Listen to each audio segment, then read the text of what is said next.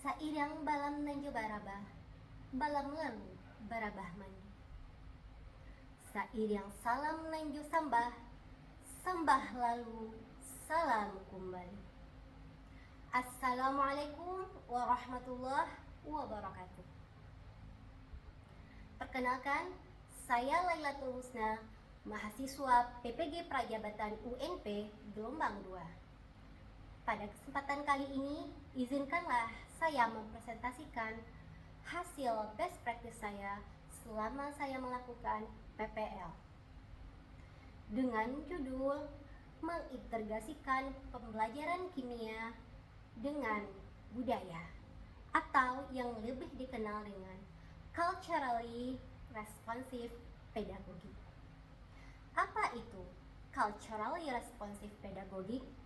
Adalah sebuah pendekatan pembelajaran di mana mengintegrasikan konten dalam hal ini kimia dengan budaya dalam hal ini budaya tempat tinggal peserta didik. Sebelumnya, izinkanlah saya menyampaikan beberapa informasi umum terkait tempat PPL saya ini. Saya ber-PPL di SMAS Pertiwi 1 Padang, Sumatera Barat. Kelas yang saya pegang adalah 10 MIPA 1. Waktu pelaksanaannya yaitu pada tanggal 27 Februari 2023. Dengan topik yang saya ajar yaitu tata nama senyawa. Baiklah, selanjutnya latar belakang saya mengambil topik ini.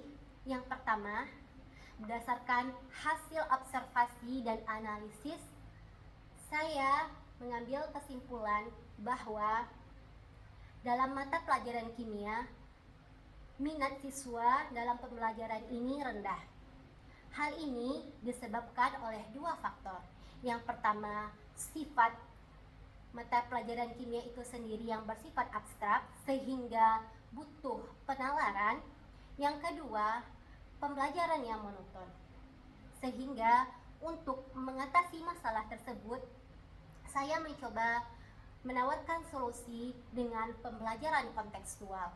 Pembelajaran kontekstual ini adalah pembelajaran dengan mengintegrasikan hal-hal yang dekat dengan lingkungan sekitar sehingga mudah dipahami oleh peserta didik.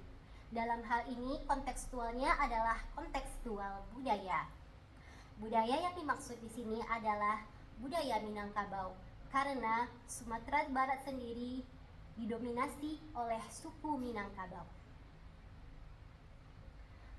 Selanjutnya, dalam pelaksanaan pembelajaran, saya bersama rekan-rekan menggunakan format lesson study. Format lesson study itu berupa suatu siklus. Dalam siklus ini mempunyai 3 tahapan. Yang pertama adalah plan, yang artinya merencanakan. Tahap kedua adalah do, melaksanakan pembelajaran di kelas. Yang ketiga adalah see atau refleksi, yaitu merefleksikan hasil proses pembelajaran baik dari segi guru maupun dari segi siswa. Baiklah, kita mulai penjelasan dari tahap pertama, yaitu tahap plan, merencanakan. Dalam tahap plan ini, sebelum saya merencanakan pembelajaran, saya bersama rekan-rekan melakukan analisis terhadap kelas yang akan saya ajar. Hasil analisis ini bisa berupa hasil analisis dari segi kognitif maupun non-kognitif. Non-kognitif misalnya berdasarkan latar belakang baik itu sosial, etnis, ekonomi, budaya, latar belakang orang tua, dan sebagainya.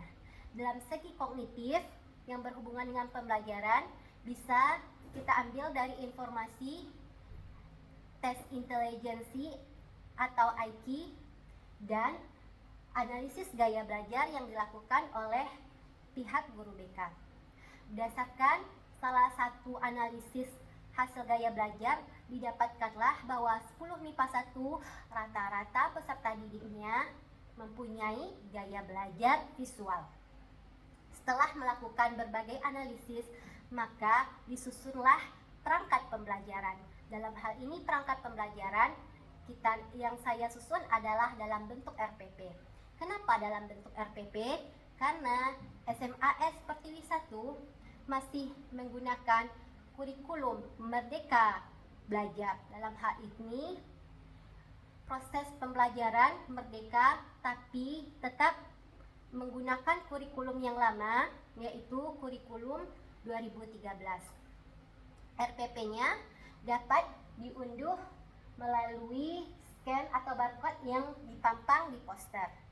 Selanjutnya, setelah membuat RPP, dibuatlah LKPD.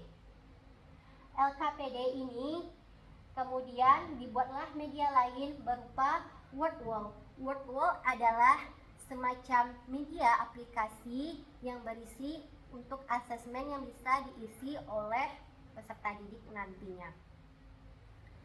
Setelah melakukan plan, maka dilakukanlah do.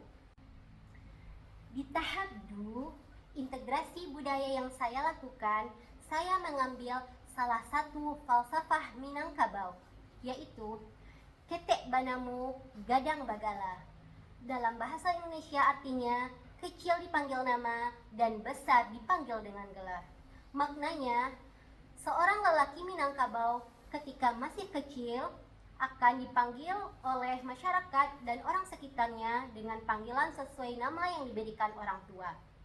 Sedangkan ketika lelaki Minangkabau telah dewasa dalam hal ini menikah, maka nama tersebut berubah menjadi gelar. Ada beberapa gelar yang terdapat di suku Minang. Pertama, Sultan, Sidi, dan Bagindo. Untuk mengintegrasikan budaya ini, saya memasukkannya di LKPD yang saya tampilkan dalam sebuah wacana berupa gambar, yaitu ada gambar masyarakat Minangkabau dan saya hubungkan dengan beberapa senyawa kimia yang mudah ditemukan sehari-hari. Contohnya garam dan LPG. Dari ketiga gambar ini, korelasi wacananya dengan integrasi budaya yang ada di Minangkabau adalah dalam pemberian gelar mudo dalam budaya Minang mempunyai aturan. Contohnya, Sultan untuk zaman dahulu diberikan untuk kaum pedagang, Bagindo untuk keturunan bangsawan dan keturunan raja, dan Sidi untuk pemuka agama. Sehingga pemberian gelar mudo ini mempunyai aturan. Begitu juga pemberian nama senyawa juga mempunyai aturan. Dalam hal ini, aturan yang diikuti adalah IUPAC. Setelah melakukan pembelajaran, maka akan dilakukan C, yaitu refleksi. Refleksi ini dilakukan bersama rekan sejawat, guru pamong, dan didampingi oleh dosen pembimbing. Apa saja yang direfleksi? Tentunya pertama hasil belajar. Dalam hal ini bagaimana siswa belajar hasil dari bagaimana guru mengajar di kelas.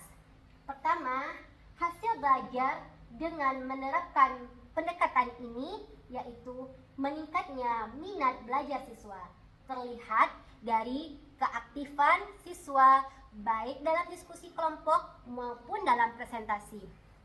Yang kedua, dari asesmen formatif yang dalam hal ini terdapat di LKPD yang telah saya rancang, menunjukkan bahwa siswa melewati rata-rata KKM, yaitu KKM yang ditetapkan di SMA Pertiwi 1 Padang adalah 78.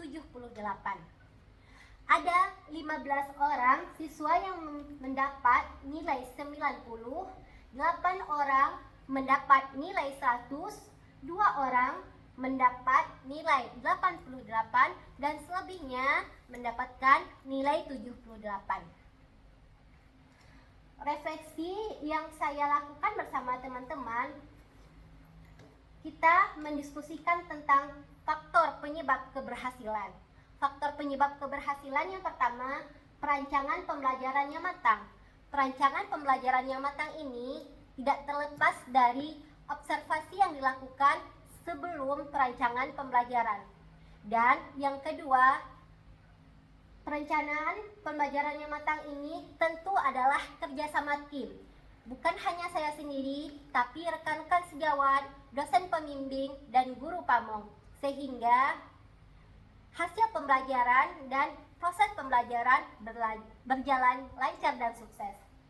Yang kedua, kenapa meningkatnya hasil belajar siswa ini dalam artian minat siswa, yaitu adalah pengelolaan kelas. Pengelolaan kelas di sini saya memvariasikan pembelajaran tidak hanya berpusat pada guru, tapi berpusat pada siswa dalam pembagian kelompok dan presentasi per kelompok. Yang ketiga adalah manajemen waktu. Satu kali pertemuan di SMA Pertiwi 1 Padang terdiri dari 3 jam pelajaran, sehingga diusahakan dan dikelola dengan waktu yang efektif dan efisien untuk mendapatkan target-target dari tujuan pembelajaran yang telah direncanakan.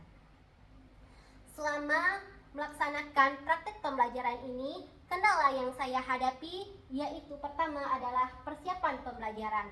Karena pembelajaran saya di awal jam pertama setelah upacara, sehingga perlu waktu dan teknik khusus untuk mengkondisikan siswa setelah melaksanakan upacara bendera. Yang kedua, ada beberapa siswa izin ekskul di tengah pembelajaran, sehingga cukup menyita waktu dan cukup mengalihkan fokus siswa ketika pembelajaran. Yang ketiga adalah sarana dan prasarana sekolah. Sarana dan prasarana sekolah di SMA 1 Pertiwi, ketika saya melakukan perencanaan, saya berencana salah satu menggunakan media yaitu Word Wall. Word Wall ini harus terkoneksi dengan internet.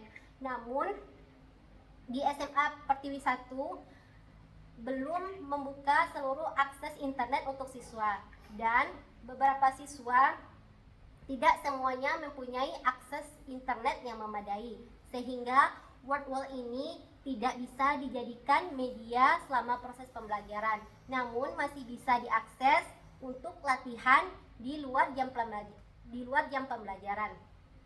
Yang ketiga, beberapa siswa tidak fokus dalam pembelajaran.